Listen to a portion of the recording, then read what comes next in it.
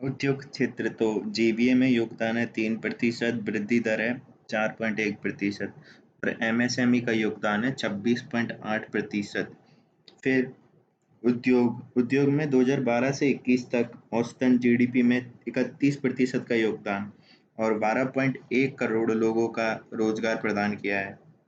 फिर सरकार ने कोयला क्षेत्र में स्वचालित मार्ग से एफडीआई 100% कर दिया है और डिजिटल मीडिया के माध्यम से समाचार व करंट अफेयर्स में एफडीआई 26% और बिना माध्यम कंपनियों के एफडीआई 100%। किसमें?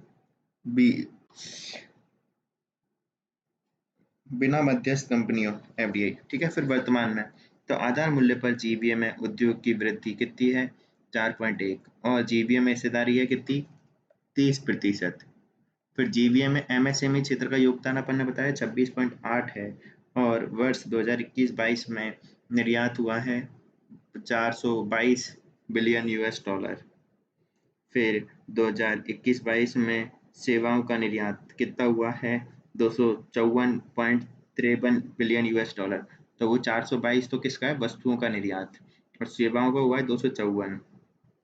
फिर वस्तुओं में सर्वाधिक निर्यात हुआ है किसका? पेट्रोलियम उत्पाद का।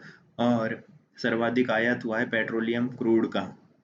फिर सर्वाधिक निर्यात कौन से देश हैं? यूएसए, यूएई, चाइना और है फिर Netherland, sorry USA, UAE, Netherland और चाइना। फिर है बांग्लादेश। ये निर्यात वाले। और सर्वाधिक आयात वाले हैं चीन, यूएई, यूएसए, फिर रशिया और सऊदी अरब। और फिर विद्युत क्षेत्र के उत्पादन में निजी क्षेत्र का योगदान सर्वाधिक है आजकल। फिर है औद्योगिक उत्पादन सूचकांक। तो इसमें 407 वस्तुएं शामिल की गई हैं और ये प्रमुख उद्योग क्षेत्रों का सूचकांक है। इसमें 8 क्षेत्र हैं: कोयला, उर्वरक, सीमेंट, स्टील, बिजली। फिर है रिफाइनरी, उत्पाद, कच्चा तेल और प्राकृतिक। तो ये है कोर इंडस्ट्री, इनको कहते हैं 8। और इनका मासिक आधार पर उत्पादन प्रदर्शित किया जाता है। फिर आधार वर्ष है 2011-12 और सर्वाधिक वारांश है इसमें विनिर्माण का आईआईपी में। फिर विनिर्माण क्षेत्र, प्रमुख औद्योगिक क्षेत्र देख लेते हैं। वो तो कोर इंडस्ट्री हो गई। अब इनके बाद देख लेते हैं प्रमुख उद्योग में। तो विनिर्माण क्षेत्र में कच्चे माल से नई वस्तुओं का सृजन होता है एवं नए रोजगार बनते हैं। विनिर्माण क्षेत्र में विदेशी निवेश एफडीआई बताइए कितना है? 21.33 बिलियन यूएस डॉलर बढ़ा है। कितना? 21.3 बिलियन डॉलर। फिर औद्योगिक नीतियां तो ठीक है, अपन आगे देखेंगे। फिर एमएसएमई उद्योग आता है अगला। इसमें जीवीए में हिस्सेदारी अपन ने देखी थी 26.8 है और एमएससी की नई परिभाषा आई है जिसमें देख ली थी अपन ने। फिर आत्मनिर्भर भारत योजना के तहत 50,000 करोड़ का इक्विटी निवेश किया गया है और एमएसएमई पंजीकरण हेतु उद्यम पोर्टल लाए गए हैं। फिर एक समाधान पोर्टल लाए हैं एमएसएमई के लिए जिसमें एमएसएमई की बकाया राशि की निगरानी एवं नकदी प्रवाह की कठिनाइयों को हल करने के लिए। फिर चैंपियन पोर्टल लाए हैं, सिंगल विंडो शिकायत निवारण तंत्र चैंपियन पोर्टल। तो एमएसएमई पे क्वेश्चन आया तो अपन बताएंगे उद्यम पोर्टल, समाधान पोर्टल, चैंपियन पोर्टल। फिर एक रैम पोर्टल जो है 2021-22 से 2025-26 तक के लिए है और इसमें केंद्रीय क्षेत्र की योजनाएं जो 100% केंद्र की हैं वो इसमें एमएसएमई की बाजार ऋण तक पहुंच बनाना, प्रौद्योगिकी उन्नयन और विलंब भुगतान का मुद्दों का समाधान करना है। किसमें? रैम्प योजना में। तो क्या है रैम्प योजना? तो एमएसएमई के प्रदर्शन एवं बेहतरी हेतु लाए हैं एमएसएमई की बाजार ऋण तक पहुंच, प्रौद्योगिकी उन्नयन और विलंबित भुगतान के मुद्दों का समाधान। विश्व बैंक द्वारा समर्थित है, 5 वर्ष के लिए है। कौन सी? रैम्प योजना।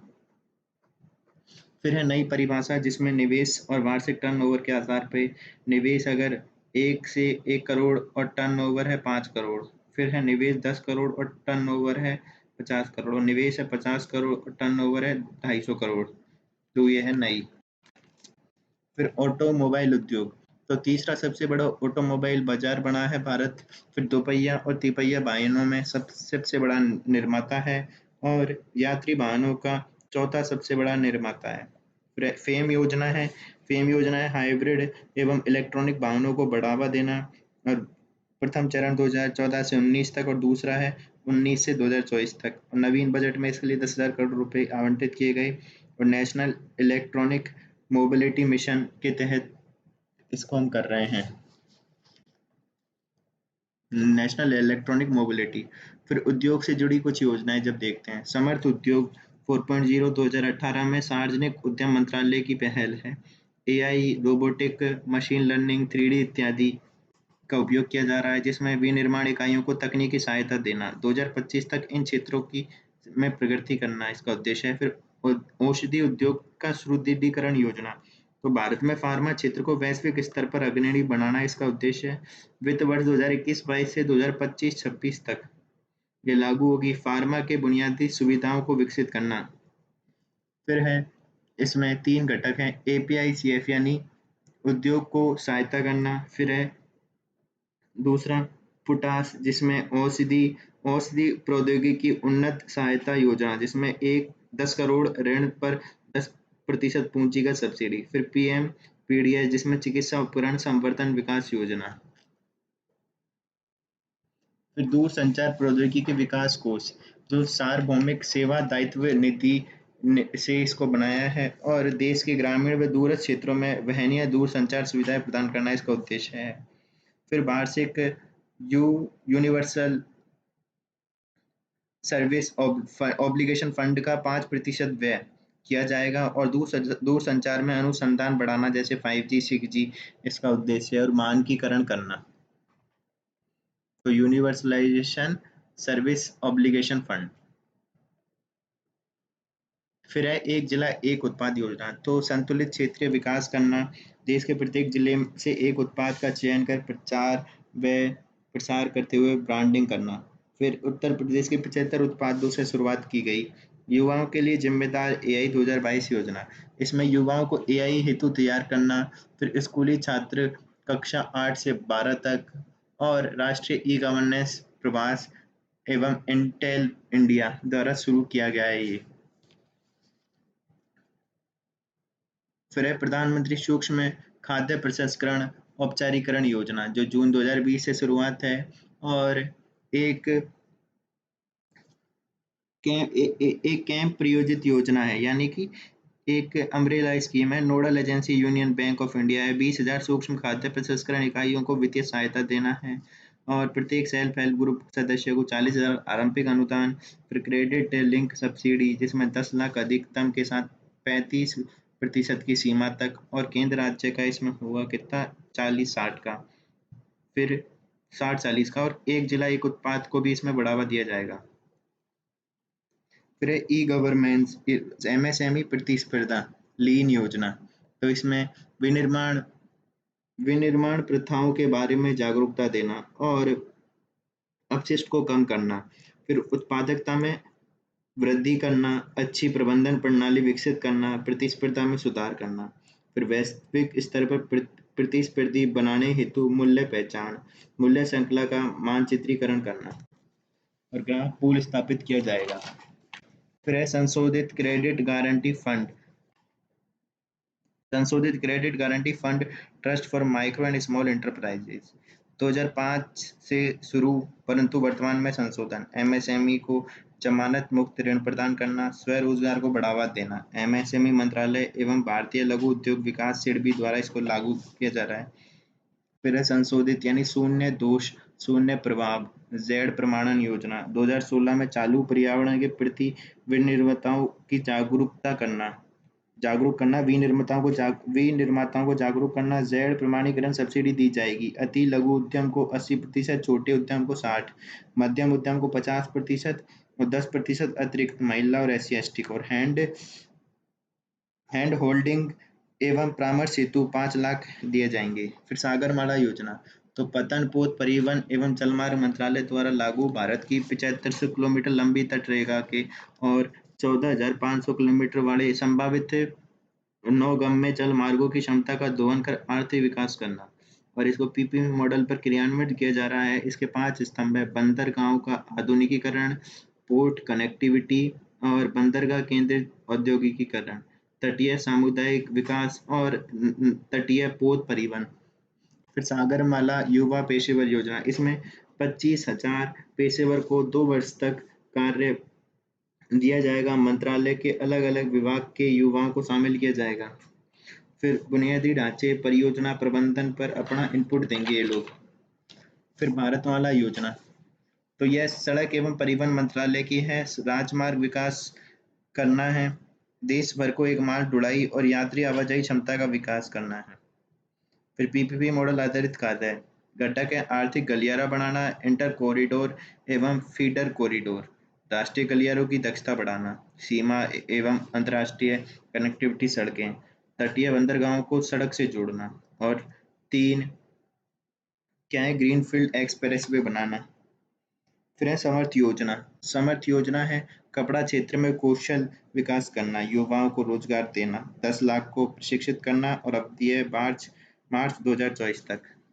फिर है पीएम मित्र, तो प्रधानमंत्री mega integrated textile reason and April park योजना केंद्रीय क्षेत्र की योजना है जिसमें 100% केंद्र का है। 5F विजन है, farm to fibre, fibre to factory, factory to fashion, fashion to foreign. फिर निवेश बढ़ाना, रोजगार सृजन करना इसका उद्देश्य है। अवधि है 2027-28 तक, और पार्क खुले हैं कहाँ पे? तमिलनाडु, तेलंगाना, गुजरात, कर्नाटक, मध्य प्रदेश, उत्तर प्रदेश, महाराष्ट्र। फिर है वस्त्र मंत्रालय की योजना है ये।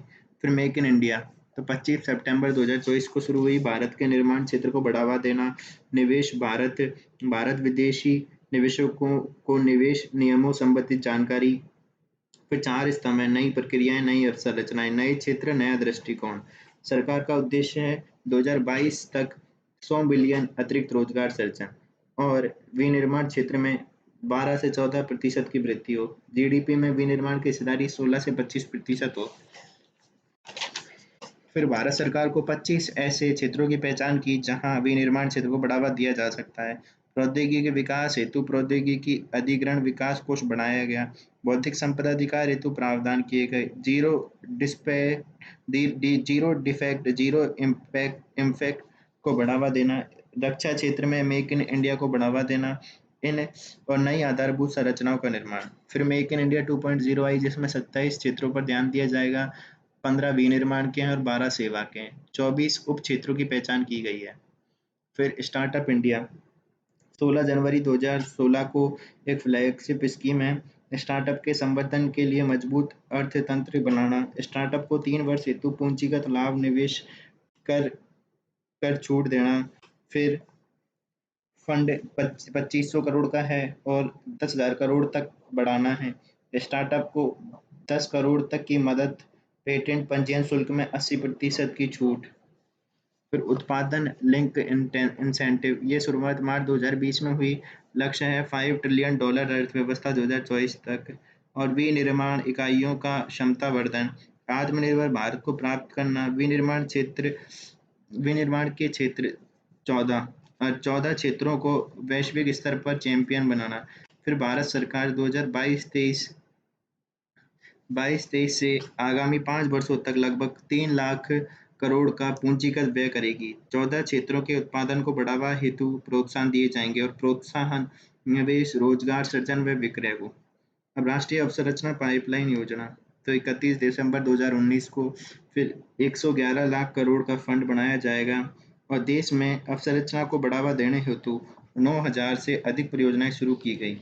देश को 2024 तक $5 ट्रिलियन की अर्थव्यवस्था बनाना।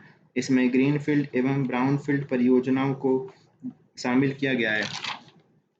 हिस्सेदारी है इसमें केंद्र की 39%, राज्य की है 40%, और निजी क्षेत्रों की है 21%। फिर सर्वाधिक व्यय ऊर्जा क्षेत्र की परियोजनाओं में, और 100 करोड़ से अधिक लागत वाली योजनाएं ही शामिल हैं। फिर प्रधानमंत्री गति शक्ति, तो शुरुआत अक्टूबर 2021 से लॉजिस्टिक लागत को कम करना एवं समन्वित बुनियादी अवसंरचना परियोजनाओं का निष्पादन करना। 11 औद्योगिक गलियारे व 2 रक्षा गलियारे जबकि है तमिलनाडु और उत्तर प्रदेश में लगाना भी हैं। और बुनियादी अवसंरचना हेतु 16 मंत्रालयों को एक साथ लाया गया है। 6 स्तंभ हैं, व्यापकता और प्राथमिकता, अनुकूलन, सिंक्रोनाइजेशन, विश्लेषणात्मक और गतिशील। फिर राष्ट्रीय अवसंरचना पाइपलाइन को समाहित किया है। राष्ट्रीय मौद्रिकरण पाइपलाइन क्या है? तो अगस्त 2021 में शुरुआत, 2022 से 25 तक 6 लाख करोड़।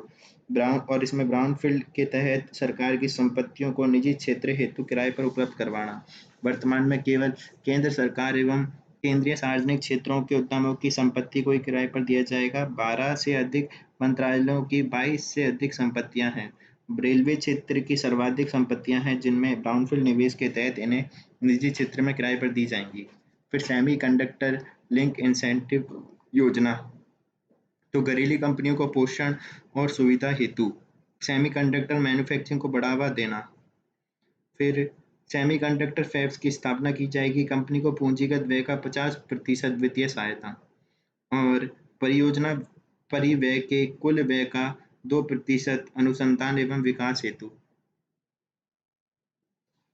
फिर आर्थिक सुधार एवं उदारीकरण, तो औद्योगिक नीति 1948 में आई। 6 अप्रैल 1948 को श्यामा प्रसाद मुखर्जी ने मिश्रित अर्थव्यवस्था का मॉडल दिया। बड़े उद्योग को 4 श्रेणी में विभाजित किया: अस्त्र शस्त्र, परमाणु शक्ति, रेल और यातायात।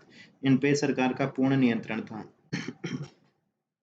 फिर था 6 आधारभूत उद्योग, तो स्थापना सरकार करेगी और निजी क्षेत्र संचालित करेंगे, यानी मिश्रित। फिर 18 उद्योग जो निजी क्षेत्र के थे भारत सरकार के नियंत्रण में चलाएंगे और शेष सभी निजी क्षेत्र के होंगे। फिर है औद्योगिक नीति 1951, भारत सरकार द्वारा लाइसेंस व्यवस्था शुरू की गई। 1956 औद्योगिक नीति, तो पीसी महालनोबिस नेहरू मॉडल। इसमें 3 श्रेणी में विभाजन किया गया: उद्योग, 17 उद्योग सरकार के एकाधिकार में, 12 उद्योग पीपीपी और शेष निजी क्षेत्र हेतु। फिर कुटीर व एमएसएमई उद्योग को महत्व दिया गया था, परंतु शेष निजी क्षेत्र हेतु थे उनमें भी, परंतु सरकार से लाइसेंस लेना आवश्यक था। फिर है औद्योगिक नीति 1969, एमआरटीपी एक्ट आया, जिसमें व्यापार एकाधिकार तथा प्रतिबंधक व्यापार प्रक्रिया अधिनियम। 25 करोड़ से अधिक संपत्ति वाली कंपनी किसी भी विस्तार हेतु भारत सरकार से अनुमति लेनी आवश्यक थी एमआरटीपी एक्ट में।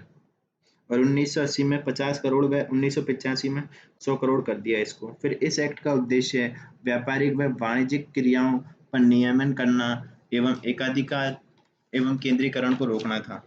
फिर औद्योगिक नीति 1973, जिसमें केंद्र राज्य निजी क्षेत्र की अवधारणा विकसित हुई। विदेशी विनिमय हेतु फेरा एक्ट लाया गया, जिसमें आपराधिक सजा का प्रावधान किया गया। फिर आया औद्योगिक नीति 1977, ये गांधीवाद पर आधारित थी। जनता पार्टी और जॉर्ज फर्नांडिस उद्योग मंत्री थे।